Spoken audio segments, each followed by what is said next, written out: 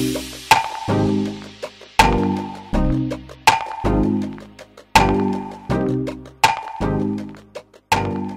Jules, Hello, merci beaucoup de nous rejoindre à cette heure tardive et de te coucher tard pour faire ce podcast. c'est un plaisir. Alors on vient juste d'apprendre un peu des mauvaises nouvelles via le gouvernement avec le reconfinement. Donc bon, moi j'ai énormément de chance ici, donc je suis de tout cœur avec vous en tout cas. Pour ceux qui te connaissent pas encore, est-ce que tu peux te présenter un peu, nous dire ce que tu fais dans la vie, voilà un peu. Après j'aurai un follow-up sur plein de questions à te poser. Alors, je suis coach sportif depuis une petite dizaine d'années maintenant. Je m'appelle Jules Davio déjà. Et bah, écoute, je suis passionné d'entraînement, passionné du corps, passionné de gymnastique aux agrès, Parce que passionné d'acrobatie, du mouvement. c'est comme ça qu'on s'est rencontrés. C'est quand tu apprenais Exactement. à Antoine à faire son backflip. Et c'est comme ça qu'on C'est a exactement été, ça. on a été présentés et on s'entraînait à un moment dans la même salle, je crois, à Fitness Park d'Hydro, Ouais, ouais, exactement, ouais. Oui, dans la foule. on s'est croisés quelques fois, ouais, dans la jungle. Exactement. Et quand tu étais jeune, du coup, tu faisais plutôt de la gymnastique ou Pas du tout, j'ai démarré très très tard la gymnastique. J'ai démarré à proprement parler aux agrès, parce que j'avais fait un peu d'acrobatie en salle de gym aux alentours de mes 16 ans. Mais la gymnastique aux agrès, j'ai démarré, j'avais 21 ans en fait. Ah oui, tard. Ouais, pour un gymnaste, c'est très tard. Non, j'ai fait 10 ans de basket, j'ai fait des arts martiaux, pas mal. J'ai fait beaucoup de boxe française, du kung-fu, de la boxe thaï, un petit peu taekwondo, voilà. Toujours en dilettante pour le plaisir, le basket en compétition un peu plus, et puis voilà, touche à tout. Depuis haut comme trois pommes, je grimpais partout. Ma Tu mère, sautais elle haut avait du pour le mal. basket parce que t'es pas extrêmement grand comme moi. Non, je suis tout petit et effectivement, ce qui m'a beaucoup aidé, mais je l'ai développé du coup, je pense que c'était nécessaire parce que j'avais pas le choix. En fait, grâce au basket, j'ai développé des qualités athlétiques hyper intéressantes pour ce que j'ai fait dans la suite. Donc ça m'a énormément apporté pour la gymnastique, pour l'acrobatie, pour les arts martiaux aussi, pour le mouvement en général de toute façon. Ça m'a donné une bonne condition physique. Alors, on a eu une petite conversation sur Instagram et du coup, je me suis dit que ça serait intéressant d'en faire un podcast. Tu parlais de... Alors, moi, je suis assez sensible au sujet des blessures parce que c'est un sujet qui me tient à cœur et ayant évolué comme toi depuis plus de 10 ans dans la musculation, dans la préparation physique, c'est quelque chose qui fait partie du quotidien du sportif lambda ou du sportif de haut niveau. C'est-à-dire que si tu Ouais. pousses la performance à un moment ou à un autre, tu vas te blesser et c'est quelque chose auquel tu devras faire face physiquement et psychologiquement parce que ça fait partie des deux. Et tu me parlais un peu du lâcher prise du sportif et je trouvais que c'était extrêmement intéressant parce que j'imagine que comme moi, le sport c'est quelque chose qui t'apporte et que tu pratiques pratiquement au quotidien, j'imagine. Et tu me disais que tu avais fait une sorte de pas en arrière par rapport à ce que tu faisais il y a quelques années. Est-ce que tu peux nous expliquer un petit peu ce parcours, peut-être cette remise en question par rapport à la performance, à ce que le sport t'a apporté et aussi malheureusement peut-être le fait de le pousser un peu trop loin, les problèmes que ça pouvait t'apporter aussi dans ce sens-là. Alors, c'est un vaste sujet. Je pense que ça a commencé à devenir important pour moi de devenir performant. Quand j'avais 18-19 ans et que j'ai commencé à voir que en fait en m'entraînant, il y avait des résultats, que le corps changeait, que en fait c'était un peu magique quoi. Tu t'entraînes et puis ton corps change. C'est un peu comme un jeu vidéo quoi. Ouais. Comme dans GTA 3 San Andreas, tu vas à la salle de muscu, tu pousses puis tu ressors plus fort quoi. Contrairement à ce que beaucoup de Euh, gens pensent, c'est pas ingrat, hein. C'est à partir du moment où tu mets les Pas du efforts tout. nécessaires, tu as un retour sur ton investissement, hein, clairement.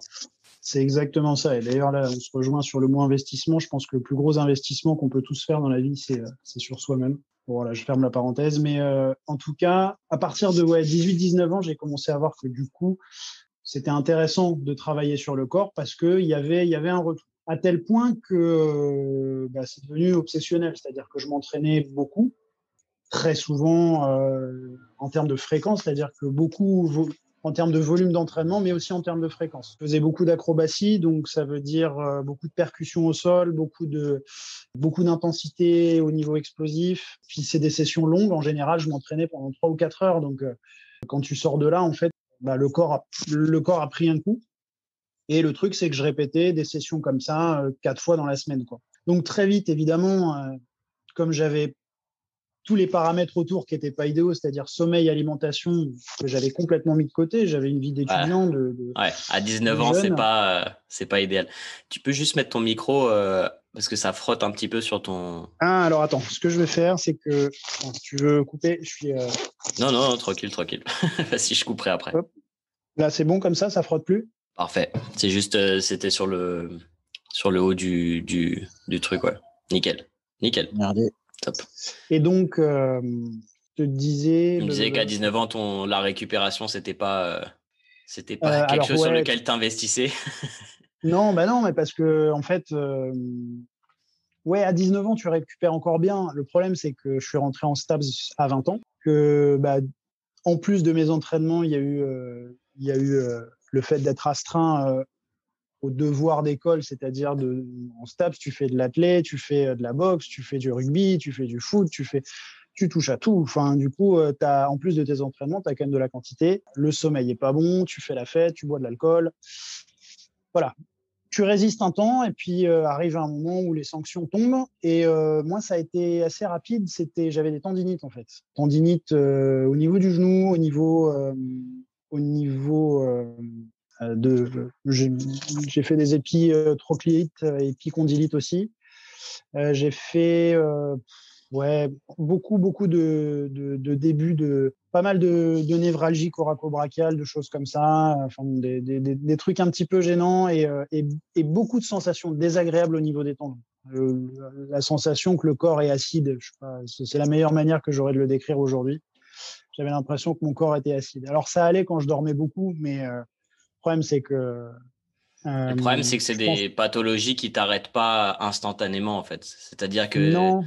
tu les sens, tu te dis, ah, faudrait peut-être que je lève le pied, mais tu lèves pas trop parce que tu te dis, bon, bah, je vais sans doute récupérer.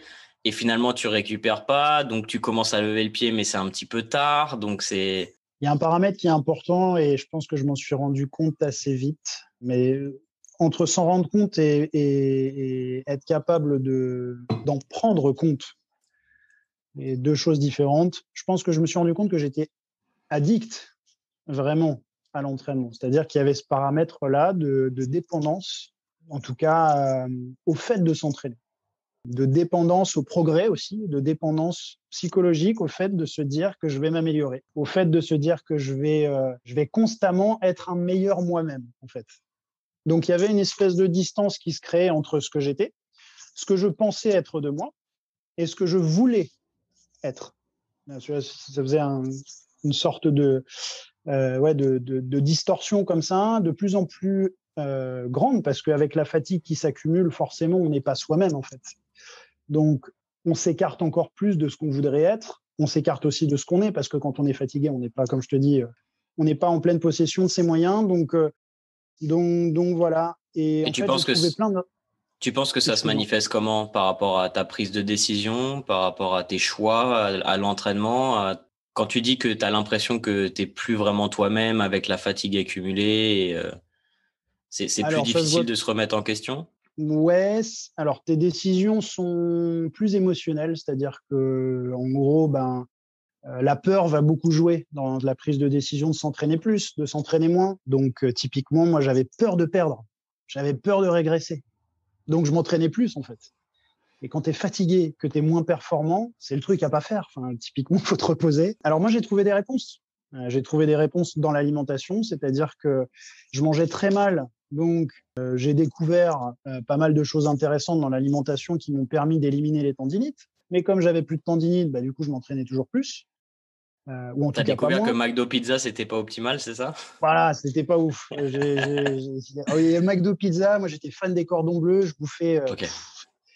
j'étais monsieur produit laitier à gogo, mais je bouffais l'équivalent d'un pot de fromage blanc par jour, du fromage, j'avais du lait en poudre, tu sais, les espèces de gros bidons Nestlé que je mettais le soir. Je me souviens, je bouffais ça avec du pain d'épices. Non, mais je bouffais tout le temps. Et en plus, j'étais comme ça. Ah, si Tout le tu temps. fais des entraînements 3-4 heures par semaine, 3-4 heures 4 fois par semaine, tu as une dépense calorique. En plus, j'imagine qu'à cet âge-là, tu es très actif, tu bouges Ouais, beaucoup. C'est un peu ça dont ouais. les gens se rendent pas compte, c'est qu'ils se disent ouais, mais maintenant je grossis, je comprends pas. Et tu sais, c'est genre ouais, enfin maintenant tu te lèves, tu mets ton cul dans une voiture, tu vas au travail, alors qu'avant Et ouais, tu courais derrière le bus à 7h45, etc. c'est Donc ouais, ça. ton Mis activité bout à physique bout. a largement diminué. Ouais, on est bien d'accord là-dessus. C'est vrai avec le temps, on oublie aussi tout ce qu'on faisait quand on était Ouais. jeune. Et c'est vrai que, On en fait, s'organise mieux déjà. ça, ça joue beaucoup. Tu te retrouves. T'as plus envie de courir derrière le bus en fait quand t'as 30 ans. moi, si, en fait, j'ai gardé ces travers-là. Moi, j'adore grimper, courir partout. Donc, je suis resté un gamin là-dessus. Mais je comprends, je Mais comprends vu les que t'es gens. coach sportif, t'es souvent en jogging. Alors que quand t'es en costard cravate, je t'assure que t'as pas envie de claquer un sprint sur 50 mètres. Exact. Excuse-moi, je t'ai coupé. Non, non, pas du tout. Du coup, si, en fait, Donc, j'ai ouais. perdu. Donc, par rapport, tu me disais que du coup, tu avais peur de perdre. Quand tu dis perdre, est-ce Ouais. que c'est au niveau de ta masse musculaire? Est-ce que c'est au niveau de ton niveau par rapport à la spécificité de ce que tu faisais à l'époque? Parce que je sais qu'en gymnastique, bah, c'est répétition, répétition, répétition pour être parfait sur l'exécution des mouvements. Tu as aussi tout l'aspect enfin, de se percevoir dans l'espace qui est hyper importante. Et c'est pour ça que nous, communs des mortels, quand on voit des mecs faire des triples ou des trucs comme ça, tu te dis, mais comment il fait? Alors que, bon, voilà, c'est avec l'entraînement, tu arrives à, même s'il sait pas exactement où il est à la seconde près, il arrive à visualiser à peu près son corps dans l'espace et ça lui permet d'ouvrir et de réceptionner au bon moment. Qu'est-ce qui te faisait peur au niveau de la régression? Alors, tu as parlé de deux choses. Tu as parlé de déjà masse musculaire, tu as parlé de performance. Je pense que déjà, j'étais pris aussi entre deux feux. C'est-à-dire que forcément, quand tu vois ton corps qui change, tu es aussi contente de ce que tu vois dans la glace. Et je remarquais que, bah, effectivement, les périodes où j'étais fatigué, mais ça allait assez vite, si tu veux. En fait, comme ton corps récupère pas, tu congestionnes pas et tu parais plus maigre. Mais ça apparaît en 2 jours. Hein. Et tu te reposes 24 heures, 48 heures, et tout d'un coup, tu te réveilles le matin sans rien faire, tu es congestionné, tu vois. Donc voilà, je pense que la fatigue faisait aussi que tout d'un coup, je voyais mon corps fondre. Et donc, du coup, ça me faisait un peu paniquer parce que je me disais, mais attends, je suis vraiment en train de perdre, en fait. Donc, il y avait ça. Il y avait l'image, il y avait la réalité de ce que je perdais, c'est-à-dire en termes de performance. Effectivement, avec la fatigue, les blessures, bah, tu es moins performant. À cette période, tu bossais en tant que coach déjà ou pas? Alors, je bossais en salle, j'étais commercial en salle de sport à l'époque. Je bossais pas encore en tant que coach. Je coachais de temps en temps. Patron m'autorisait à faire les premières séances ou ce genre de choses pour les clients parce que j'avais déjà mon Doc Staps. Mais Et à j'étais pas l'époque, encore coach sportif. J'avais 22 ans là, à peu ok. près. Et à l'époque, le fait de perdre musculairement, c'était vis-à-vis de ton image et de ta légitimité par rapport à la musculation qui te posait problème? Alors je le mettais pas comme ça dans ma tête, mais je pense que oui, effectivement, je pense que c'est ça. Je pense que j'avais aussi peur qu'on me prenne pour bah, pas pour un coach, pour un mec qui s'entraîne mal ou ce genre de choses. Et forcément, ça joue sur ton ego, sur ta confiance en toi. Donc ouais, c'est pas évident à gérer. Avec le recul, je me dis que en fait, je pense qu'on passe. Quand on fait beaucoup de sport, on finit forcément par arriver, en tout cas pour beaucoup, dans ces zones-là très inconfortables où on fait face à soi-même, on fait face à l'ego, on fait face à la peur, on fait face à des émotions qui sont pas très agréables, qui nous mettent aussi face, je pense, aux raisons pour lesquelles on s'est mis à faire du sport. Moi qui n'étais pas forcément, en tout cas du sport, parce que quand je faisais du basket, je m'entraînais pas, par exemple. Je faisais du basket par plaisir. J'avais pas cette notion de s'entraîner, de s'améliorer. Quand par contre, tu prends le pli de te dire, je vais devenir un meilleur moi-même, c'est que quelque part, celui que tu es te convient pas. Alors, c'est un peu brutal, mais en tout cas, moi, c'était ça. Je me convenais pas. Et donc, du coup, forcément, la régression et voilà, et les travers par lesquels tu peux passer te mettent face à ces choses-là aussi au bout d'un moment. Te mettre face à ces raisons pour lesquelles, au bout d'un moment, tu as choisi de t'entraîner. Donc, il faut les résoudre au bout d'un moment parce que c'est ça qui va te permettre d'aller plus loin dans l'entraînement, de te poser, de prendre du recul, de savoir que, en fait, tu te reposes 3 jours, tu vas pas perdre, de mettre moins lourd sur tes charges, de diminuer l'intensité de ton travail ne va pas te faire perdre. Au contraire, de faire moins en quantité, moins de volume de travail, plus précis.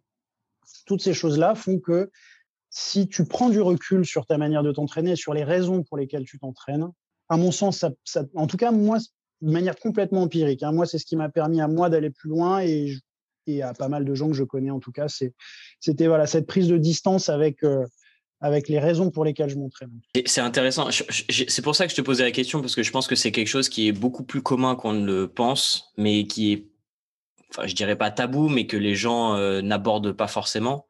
Mais clairement, il y a toujours ce problème de légitimité en tant que coach, parce que bah, déjà, quand tu regardes les références, que ça soit sur les réseaux sociaux, alors moi à l'époque c'était plus les magazines fitness ou les choses comme ça, mais tu vois des choses qui tu te dis waouh, ok, si je régresse maintenant alors que je suis à 10% du niveau des mecs que j'admire d'une certaine manière, je suis pas sorti de l'affaire. Et puis bah il y a aussi tout le problème bah, des produits dopants et de la face cachée du fitness qui te leurre vers un objectif qui est de toute façon inatteignable si tu passes pas de ce côté-là, d'une certaine, enfin tu me comprends, c'est-à-dire qu'il y a un niveau qui est inaccessible Forcément. esthétiquement parlant. Alors il y a des gens qui sortent du lot et qui ont une génétique exceptionnelle. Moi, j'en fais pas partie et je l'ai compris assez rapidement malheureusement. Mais ouais, c'est sûr que t'as pas envie de régresser parce que bah, tu te dis bon bah si je fais un pas en arrière, ça veut dire que je vais perdre, donc je veux maintenir au maximum. Et effectivement, comme tu dis, le fait de vouloir maintenir, bah, ça te fait régresser en fait parce que t'es pas prêt à accepter que la progression, tu vas sans doute la trouver par un pas en arrière en ayant une meilleure récupération, en te remettant en question au niveau de ton entraînement, retravailler sur des bases que tu as peut-être un petit peu sacrifiées avec le temps parce que tu te dis, bon, bah voilà, maintenant je suis avancé, je vais pas faire autant de mobilité, je vais pas faire des choses qui sont peut-être nécessaires, je vais sacrifier des mouvements qui sont un peu pénibles parce que bah, du coup, je peux m'entraîner autrement et tu regardes pas, en fait, j'aime bien cette analogie de tu sais, sur les voitures, quand tu as ce clignotant d'aller au garage ou faire ta vidange ou quoi que ce soit, tu as ça dans l'arrière de ta tête, mais tu fais pas attention et tu fais non, non, mais je vais continuer à être à 130 sur l'autoroute et pas regarder derrière moi et pas faire une pause, etc. Et effectivement, bah, comme une voiture, si tu fais pas les choses nécessaires qui sont la récupération, peut-être comme tu l'as dit, on va en parler ensuite, regarder aussi le côté alimentation qui est primordial parce que et je pense même plus pour les gens qui sont plutôt comme toi, qui ont pas eu forcément besoin de remettre en question leur nutrition au début, parce que j'imagine que toi, tu essayais juste de manger le plus possible et que du coup, ça se traduisait par un peu de prise de poids au fur et à mesure, alors que moi, qui étais en fort surpoids, c'est le premier truc que j'ai remis en question en fait au tout début de ma pratique. C'est-à-dire que moi, je voulais perdre du poids, donc j'ai compris que bah après m'être tué à l'entraînement, ça suffisait pas et qu'il fallait revoir la nutrition pour moi, le surplus calorique, il était facile à mettre en place. Donc, c'était plutôt mettre un déficit calorique en place pour repartir sur de bonnes bases. Mais ouais, et du coup, on parlait justement, parce que je réagissais par rapport à une story, parce que tu trollais un petit peu d'une certaine manière. Tu étais en train de dire que tu étais carnivore ou quelque chose comme ça. Et moi, personnellement, mes retours clients sont pas très bons par rapport à la diète carnivore sur le long terme. Alors, pour les gens qui ne savent pas ce que c'est une diète où vous allez manger seulement des protéines animales, pas de fruits, pas de légumes. C'est une sorte de cétose extrême où vous coupez carrément des groupes alimentaires de votre alimentation. Et tu m'as dit que tu étais passé sur une diète cétogène. Est-ce que c'est récent? Est-ce que ça fait un moment? Non, Est-ce que tu peux nous dire un c'est petit très vieux peu la diète cétogène. Alors, juste pour rebondir sur la diète carnivore, par contre, plusieurs manières de la faire. Moi, j'ai eu des retours d'amis qui l'avaient fait, mais avec justement, ça s'appelle la caveman diet, la diète d'homme des cavernes. Et dans ce cas-là, tu peux manger quand même quelques baies, des dattes. Tu as le droit à des légumes racines. C'est pas dépourvu de légumes. Ok. En fait, c'est vrai que le Mais ça centre du change repas est vraiment orienté. complètement. Ça change Ah bah complètement ça la change tout, matrix oui. alimentaire. Ouais, c'est clair. Ça change tout, on est d'accord. Mais c'est aussi pour ça que voilà, je mets un bémol sur le que viande. Effectivement, j'ai vu des comptes Instagram de gens qui mettent en avant le 100% viande, etc., avec des résultats, d'après ce qu'ils disent, qui sont intéressants sur les maladies auto-immunes, sur les neurodégénérescence, etc., Parkinson, Alzheimer. Mais bon, après, voilà, moi, je ne me suis pas penché sur les études. Ça, c'est empirique, c'est-à-dire que c'est les gens qui annoncent ça. Pour ce qui est de la diète cétogène, en fait, j'ai découvert ça il y a longtemps. J'ai découvert ça en 2012, très exactement. Et en fait, j'avais essayé parce que j'avais un de mes collègues en fait qui le faisait et qui m'en avait vanté les mérites de manière Extraordinaire. extraordinaire. Enfin, je veux dire, c'était devenu un fondamentaliste de la diète cétogène. Il ne l'est pas resté, mais par contre, je dois dire, pour l'avoir fait de manière stricte pendant 6 mois, que les résultats sont assez bluffants en ce qui me concernait. Moi qui étais plein de petites douleurs, il y a une disparition totale des inflammations. Et ça, quand tu es sportif, c'est quand même assez impressionnant. Quand tu as l'habitude de te lever, d'avoir mal, sans même plus t'en rendre compte, tu te lèves le matin, ton dos ne craque plus, ton dos est souple. Alors, ma question, c'est est-ce que tu es passé d'une bonne alimentation Plutôt bonne, ouais. variée, Déjà bien. plutôt bien? Je mangeais déjà bien. J'ai changé mon alimentation à 22, 23 ans. J'ai coupé sur tout ce qui était industriel déjà. Je mangeais quasiment très peu de gluten, en tout cas pas de pain. Les produits laitiers, j'avais divisé par 5 les contenus. Je mangeais juste un petit peu de fromage de temps en temps et c'est tout, quoi. J'avais vraiment diminué. J'avais remarqué que j'avais moins de tendinite quand je le faisais, en tout cas. J'en mangeais.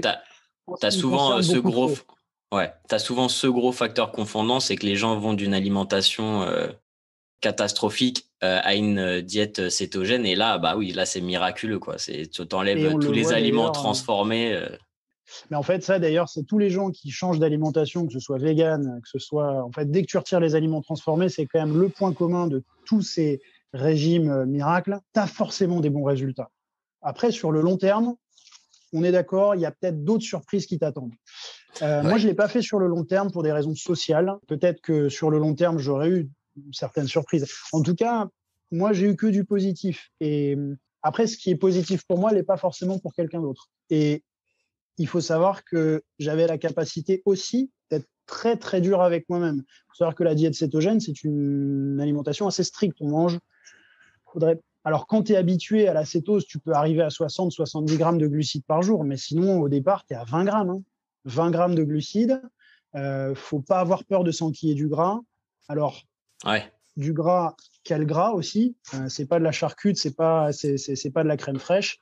On parle bien d'avocat, de noix, éventuellement de beurre clarifié ou d'aliments en tout cas qui sont déjà un peu plus propres que voilà la transformation de la viande. Je mangeais pas tant de viande que ça, je mangeais beaucoup de poissons, pas beaucoup de protéines. Je devais être à 100 grammes de protéines par jour, grosso modo, à l'époque. Par contre, beaucoup de gras, énormément de gras. J'avais purée de noisettes tous les jours, purée de cajou.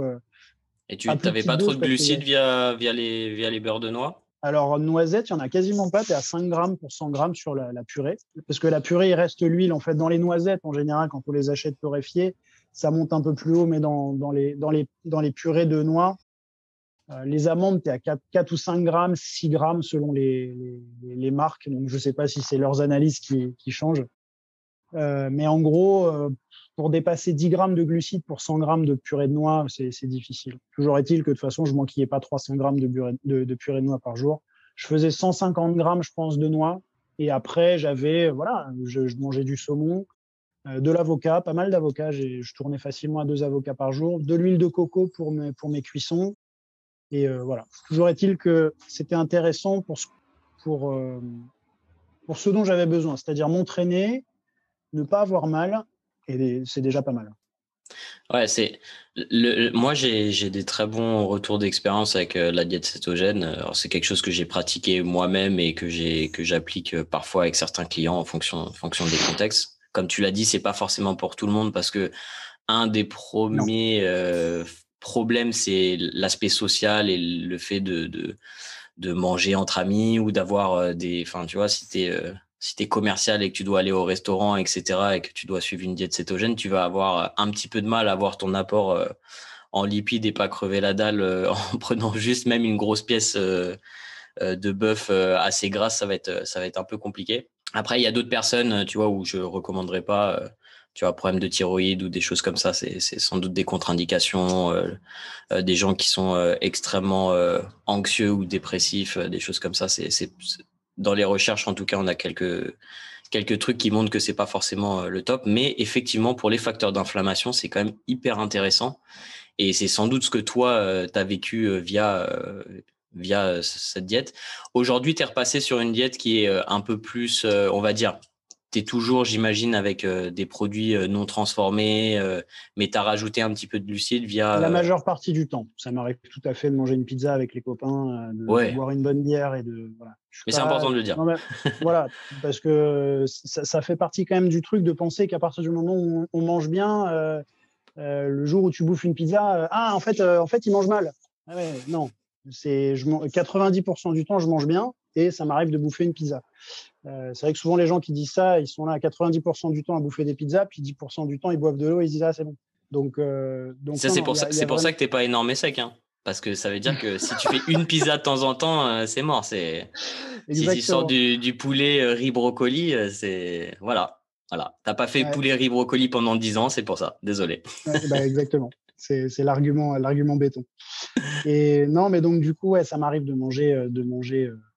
de faire ce qu'on appelle aujourd'hui des cheat days. Mais grosso modo, j'ai une alimentation qui est, je mange, voilà, patate douce, poisson. La base de mon alimentation, c'est souvent la patate douce ou la pâte de date. Alors, peu de gens connaissent ça, mais C'est délicieux. c'est vrai que c'est super bon et ça a beaucoup d'avantages au niveau nutritionnel. Donc voilà, je rentrerai pas dans les détails, mais en tout cas, pour ceux que ça intéresse, c'est un aliment qui est vraiment intéressant, la date.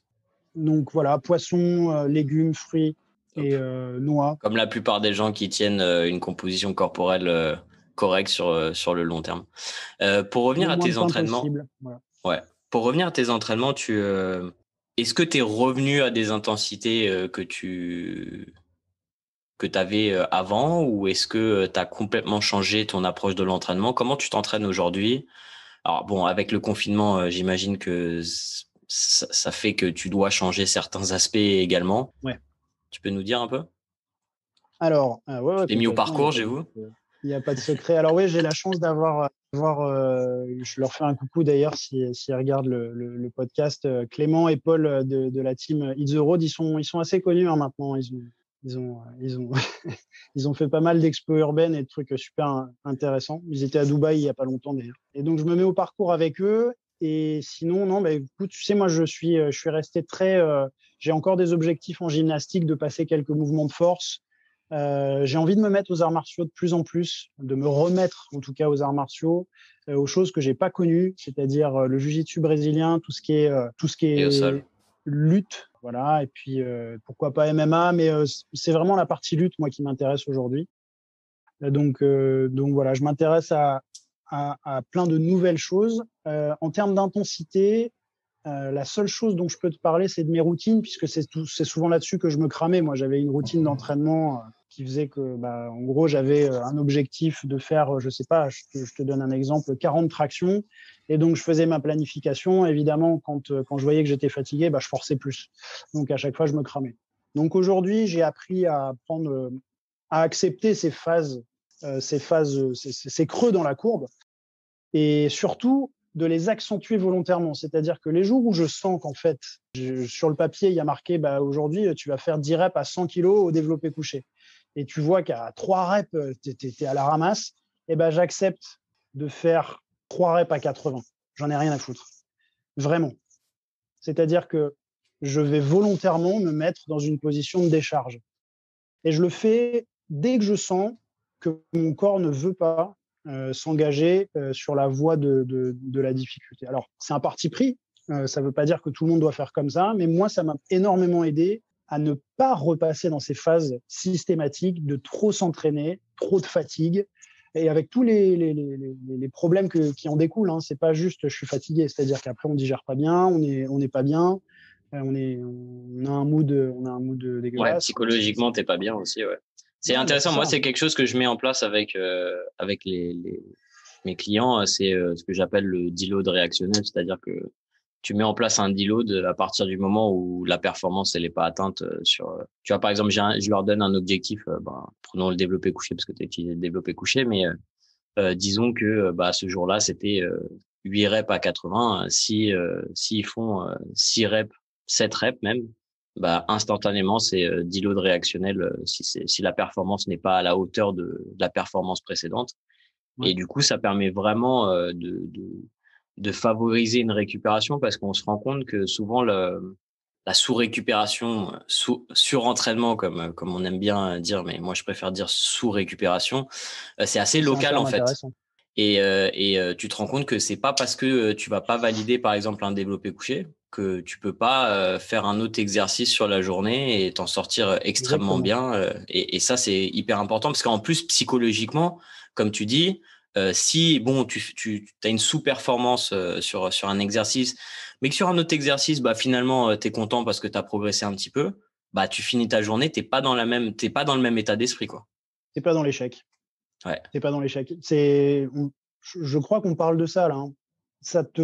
On parlait de ce vers quoi face à quoi ça te met de t'entraîner, ça te met face à l'échec. C'est-à-dire qu'au bout d'un moment, tu vas arriver forcément, si tu fais régulièrement des planifications et régulièrement tu cherches à progresser, tu vas arriver à certains jours où tu vas arriver à l'échec. Et je pense que la capacité à progresser dépend de la manière dont tu vas appréhender cet échec, de la position que tu vas adopter face à cet échec. Soit tu acceptes cet échec comme étant une composante essentielle de la progression, soit tu le prends comme un truc qu'il faut absolument dépasser ce jour-là et ça marchera une fois, deux fois, trois fois, 10 fois si tu es résistant, mais au bout d'un moment, tu vas te prendre un retour de canne et malheureusement, on s'en rend compte toujours trop tard. Ouais. À mon sens, il faut intégrer l'échec comme une composante, comme un signal. Tu parlais de voyants lumineux sur les voitures, c'est ça. C'est le voyant qui te dit, ça va, c'est normal. J'arrive à la phase normale de l'échec. Il faut que je revienne un peu en arrière. Ça va durer 3 semaines. Et derrière, quand mon corps le voudra bien, je dépasserai ce stade. Si on ne le fait pas, c'est qu'il y a un problème. Ou C'est même qu'il y une a un problème remise qui en est plus cause profond. de la programmation. Moi, généralement, alors un échec, un deload réactionnel, tu vois, un deuxième échec, là, généralement, déjà, je vais remettre en cause la programmation avec les personnes que je gère et je me pose la question tout de suite de me dire, attends, là, 2 échecs de suite, qu'est-ce qui se passe dans sa vie? Est-ce qu'il y a d'autres éléments qui viennent perturber sa récupération, etc. Et je pense que c'est important. Et je voulais rebondir sur quelque chose que tu avais dit. Non, je suis désolé, je me rappelle plus. Par Sur rapport l'échec, à non, non, c'était pas par rapport à ah oui, oui, oui, si, si, si. Tu parlais justement d'échecs et que c'est quelque chose qui va arriver. Est-ce que tu penses pas aussi que ça dépend quand même de la personnalité de la personne? Parce que toi et moi, on s'est retrouvés dans ces situations où on pousse, on pousse, on pousse. Mais est-ce que c'est quelque chose forcément que tu vois avec tous tes clients, par exemple? Et est-ce qu'il n'y a pas des personnes justement qui restent un petit peu en retrait, qui ne veulent jamais être face à l'échec et du coup qui lèvent un peu le pied sur leur progression? eh ben, ouais, c'est des gens qui veulent pas se confronter. Et dans ce cas-là, il faut. Tout dépend de la manière dont on coach les gens. Et ça, pour le coup, l'approche sera différente en fonction des coachs. Mais si le but est de faire progresser quelqu'un, il va falloir l'amener à un moment donné, pas systématiquement. En fait, c'est ça, je pense, la nuance. C'est qu'il y a des moments sur lesquels tu vas te confronter à ce que tu es et à ton niveau. Et puis après, on revient en arrière. Effectivement, si tu restes toujours en arrière, tu vas louper la bataille, quoi. Mais par contre, être toujours au front, tu vas perdre toutes tes troupes. Donc il faut y aller comme ça, par petits à-coups. C'est des prises d'informations. Ok, je sais que j'en suis là. Ok, je sais que je peux pas aller plus loin. Bon, miraculeusement aujourd'hui, je suis allé un peu plus loin, mais je sens que là, je souffre. Donc, je reviens un peu en arrière. Et quand on fait ça, on se rend compte, il faut dézoomer en fait sur son entraînement, sur sa planification et sur les notes qu'on prend sur l'entraînement pour voir que sur 1 mois, 2 mois d'entraînement, les phases de creux sont souvent suivies au bout de 3 semaines, 4 semaines. Il faut avoir la patience d'attendre ça. Par des rebonds, et on finit par dépasser l'obstacle. Mais si on n'a pas cette patience-là, si on n'a pas la force mentale et l'entourage qui nous permet, un coach ou alors un entraîneur qui nous permet de nous dire c'est pas grave, tu es dans une phase qui est normale dans l'entraînement. Si tu n'as pas ce recul-là, et si tu n'es pas capable de défocaliser de cet échec en te disant j'ai pas raté ma vie, j'ai juste raté ma série là, c'est pas grave, j'ai pas la force d'aller au bout. Si tu as cet entourage qui te permet de défocaliser, là oui, tu verras sur le long que c'est comme ça qu'on avance. Donc il faut, je pense, dézoomer un peu et prendre du recul par rapport à l'entraînement. Déculpabiliser aussi on utilise beaucoup ce mot aujourd'hui, mais en tout cas pour l'entraînement, déculpabiliser sur le fait que ne pas réussir une programmation, c'est-à-dire ne pas être à la hauteur de la programmation 1 jour, 2 jours ou 3 jours, c'est pas un drame. Parce qu'il y a des jours sur lesquels on flotte, on est hyper haut sur la programmation, on est beaucoup plus facile, notamment au début d'une prog. Tout le monde est là. D'ailleurs, c'est souvent ce qui se passe quand on s'entraîne trop, on change souvent de prog et on aime bien cette phase de début des prog parce qu'on se sent toujours très bien. Donc voilà. Mais il faut aussi rentrer dans la phase de l'entraînement et de la programmation qui va te mettre face à ces choses-là. C'est pas systématique.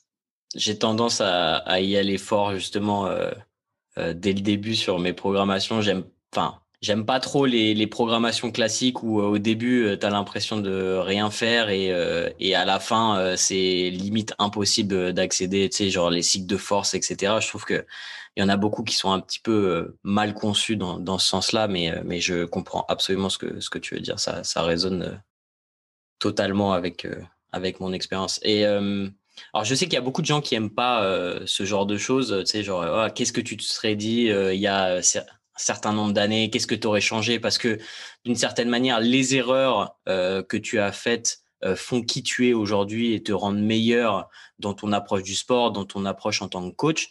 Mais quand même, quels sont un peu les leçons qui t'ont permis d'avancer en particulier, et quelles sont les choses peut-être que tu aurais voulu savoir un petit peu plus tôt pour t'éviter certains échecs, certains obstacles, certains pépins qui pourraient aider nos auditeurs à ne pas les reproduire et peut-être en faire d'autres et nous apprendre de leurs autres erreurs du coup. Alors, il y a deux questions dans ta question, si j'ai bien relevé du coup. Mais la première, c'est que si je devais faire un retour d'expérience sur ce que j'ai vécu et savoir si finalement j'ai des regrets de ne pas avoir suivi un parcours différent, je vais reprendre ce que tu as dit. En fait, c'est ce qui m'a construit, c'est ce qui m'a permis d'apprendre. Pour moi, j'ai que 33 piges et aujourd'hui, je kiffe tellement bouger comme je bouge que, en fait, c'était un passage nécessaire. Ça a été très douloureux, mais le jeu en vaut la chandelle parce que tu touches des trucs du bout du doigt. Vraiment, le corps, c'est le mouvement, le corps, il y a des trucs assez incroyables qui se passent. Après, le seul conseil que je pourrais donner aux gens, je pense que je l'ai déjà donné, c'est d'accepter de temps en temps ces phases de creux et d'être bienveillant avec soi-même, de profiter aussi quand ça va bien. Tu vois, tu disais j'aime bien y aller fort dans une programmation. C'est sympa de temps en temps d'y aller fort, moi j'aime bien ça, mais par contre, j'aime aussi les fois où je profite. J'aime les moments où c'est fluide en fait. Où je sors de ma séance d'entraînement et je dis aujourd'hui, tout allait bien. Et j'ai juste kiffé. Cette prise de plaisir, pour moi, elle est hyper importante. Donc, si j'ai un conseil à donner aux gens qui s'entraînent, si vous voulez tenir longtemps, prenez du plaisir dans ce que vous faites. Parce que sinon c'est juste l'horreur. Vous allez à la guerre à chaque fois, quoi. Donc, complètement d'accord. C'est une mentalité de croissance, c'est-à-dire qu'il faut aimer ce qu'on fait au quotidien parce que sinon ça sert à rien de se poser des objectifs de performance sur le long terme alors qu'on n'est pas prêt à faire le travail et qu'on n'apprécie pas le travail qu'on fait au quotidien. Je suis totalement d'accord. Petit bémol par rapport à ce que je disais, par rapport à commencer fort, je vais changer ce que je vais dire. Je vais dire, j'aime bien optimiser dès le départ, c'est-à-dire pas forcément se pousser, tu vois, genre à l'échec sur des débuts de programmation. C'est pas ce que je dis, mais c'est juste que J'aime pas forcément, tu vois, laisser de la progression sous le pied alors qu'elle est potentiellement là, juste parce qu'un programme dit ouais, maintenant tu vas juste faire ça au début parce qu'on va doucement augmenter l'intensité. Parfois, je trouve que tu peux mettre un petit peu d'intensité sur certains exercices, sur certains mouvements ou sans forcément, tu vois, créer une sous-récupération par la suite, etc. Mais ouais, Ouais. je comprends tout à fait. Plus général, quel serait ton conseil en termes de vie que tu donnerais aux gens? Moi, je dis souvent que il faut qu'ils lisent plus parce que c'est là où souvent les bonnes informations sont.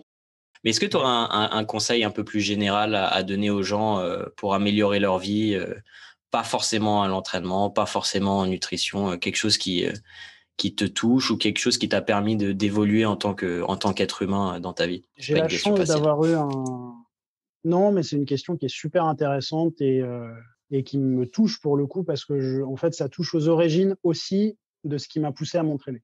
J'ai eu la chance d'avoir un membre de ma famille qui était très très bienveillant vis-à-vis de moi et qui m'a poussé à découvrir des choses, à m'intéresser et à être curieux. Je pense que je tiens cette envie de découvrir les mystères du corps grâce à lui. Et entre autres, du coup, quand tu t'intéresses au corps, tu t'intéresses à énormément de choses. Tu lis par passion, tu lis pas parce que tu dois lire, mais tu lis parce que tu as envie de lire, tu as envie d'apprendre.